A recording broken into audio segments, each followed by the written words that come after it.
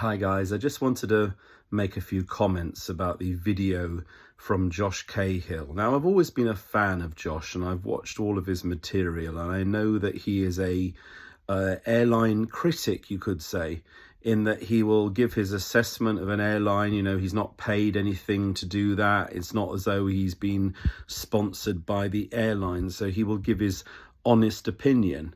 And genuinely, I actually listen to what he says, and I've actually gone on certain trips based on the trips that he's been on. But I never really comment on social media about it. You could say I was a fan of Josh. He published something late last year about Qatar Airways, and he published a video, The Shocking Decline of Qatar Airways. Now, I have to say, I've been flying with them for over the last 20 years. I first started flying with them when they only had maybe 5 or 6 planes, and all of the planes were still had the plastic kind of packaging on them almost, which you had to kind of almost rip off. They were so new back in the day. And I remember the old airport as well, and of course being bused to everywhere. And when the new airport opened, I was a regular traveller with Qatar Airways. And I have to say, in all of my 20 or so trips with them, I've never had a bad experience. On my first trip, yes, there was quite a significant delay and I got an apology from the airline. And since then, I've had no real issues. And I'm also a big fan of the Philippines and the Filipino people. They're so brilliant in terms of their customer services, their smile, how hospitable they are. And of course, I know a lot of the crew of Qatar Airways are also Filipino as well. So, when I heard this review from Josh about the shocking decline of the airline, I wanted to go and try it out for myself. So last November, I decided to visit the Philippines and I decided to fly with Qatar Airways. So all 4 sectors, I flew with Qatar. I have to say that I had a great experience. I was sitting in economy class, but instead of having the bottom level fare directly from the airline, I booked the economy convenience, which meant I had a little bit more flexibility in terms of, seat changes, if there was any scheduled changes, etc. And if you're going to book with Qatar Airways, I'd probably also say, if you can, book not for the very base fare, the classic, book for the economy convenience. I was able to change my seat before the flight as many times as I wanted.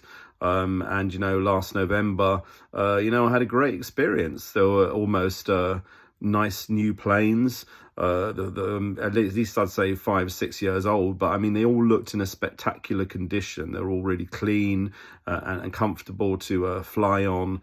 The food was amazing and the crew were very pleasant. You've got to remember that they've got 400 or 500 passengers to cater for, and in that particular section, they have quite a lot of people to deal with. So they can't speak every single time to every single person.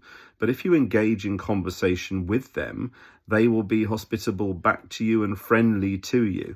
I love the food, I love the service, I love the whole experience. And of course, Hamad International Airport, to me, is one of the best airports in the world. I love the art installations, including the famous teddy bear, the buzz of the airport. I absolutely love it. So basically, a few days ago, I decided to go to Dubai. And again, I flew with Qatar Airways. And I found the fares generally to Dubai to be quite expensive because it was short notice. So instead, I flew to Abu Dhabi, and it was a great experience.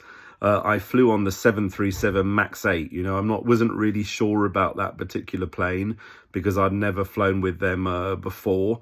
And obviously hearing the stories and obviously the difficulties and obviously the tragedies in the past, I was a little bit reluctant. But I have to say, the Qatar Airways 737-800, it's a airline, it's a plane which they've got from another airline, so it's not decked out in terms of its internal livery in exactly Qatar Airways kind of branding or colours.